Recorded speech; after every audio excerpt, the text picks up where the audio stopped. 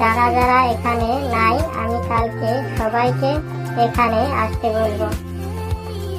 এর একটা বিহিত ব্যবস্থা নেওয়া যাক। পরের দিন 4টা বাজায় সবাই ওখানে এসে উপস্থিত হলো, কিন্তু 2 শিয়াল আসতে অল্প দেরি হলো। শিয়াল আসার পর সভা শুরু হয়ে গেল।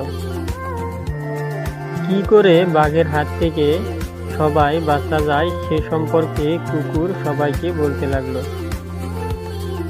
তখন বিড়াল বলল, বাঘের গলায় দড়ি লাগিয়ে ফাঁসি দেওয়া হোক। বিড়াল, তুমি কথাটা বলেছ ঠিক আছে, কিন্তু এই কাজ করার সাহস আমার মনে হয় আমাদের এখানে কারো নেই। কিছুক্ষণ পর শিয়াল বলল, আরে তোমরা কাজের পেশাল পারো সবাই, আমি কি বলি তোমরা মন দিয়ে শোনো। এই কথা বলে শিয়াল বলতে লাগলো,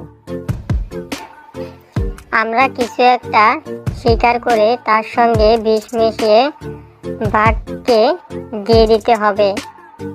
তখন শিয়ালের কথাটাকে সবাই সাপোর্ট করল। শিয়ালের কথা সবাই সাপোর্ট করা দেখে কুকুর বলল, কিন্তু এই কাজটা করবে কে? তখন শিয়াল বলল, আমি করব, কিন্তু তোমরা সবাই আমার পিছনে লুকিয়ে থাকবে, কারণ বাঘের কোনো বিশ্বাস নেই, বাঘ আমাকেও খেয়ে ফেলতে পারে। শিয়ালের কথা শুনে কুকুর সভা ভঙ্গ দিল। পরের দিন সকাল হলো। শিয়ালের কথা মতোই কাজ। সকালবেলা শিয়াল একটি মুরগি শিকার করে মুরগিতে বিষ ঢেলে বাঘের কাছে নিয়ে যায়। বাঘ মামা শিয়ালকে দেখে বলতে লাগলো, আজকে বেলা কোন দিক থেকে উঠেছে? শিয়াল দেখি মুরগি মুখে করে আমার সামনে। তখন শিয়াল বলল, কি আর করার বাঘ মামা, তোমার সঙ্গে শত্রুতা করে কারো ভালো হবে না, তাই ভাবলাম আজ থেকে সকালবেলার প্রথম শিকারটা তোমাকে দিয়ে দেই, তারপর আমাদের জন্য শিকার করব।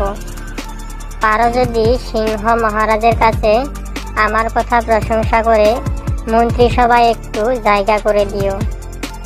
এই কথা বলে শিয়াল ওখান থেকে চলে আসে। দূর থেকে লুকিয়ে লুকিয়ে দেখতে থাকে।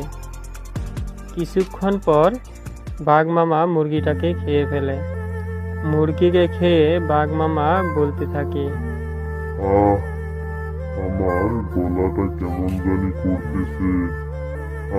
আমার গলাটা কেমন জানি করতেছে। আমার এরকম লাগতেছে কেন? এই কথা বলে বাঘ মামা মাটিতে পড়ে যায়। মাটিতে পড়ে বাঘ মামার মৃত্যু হয়। বাঘ মামার মরার পর জঙ্গলের সবাই সুখ শান্তিতে দিন কাটাতে থাকে।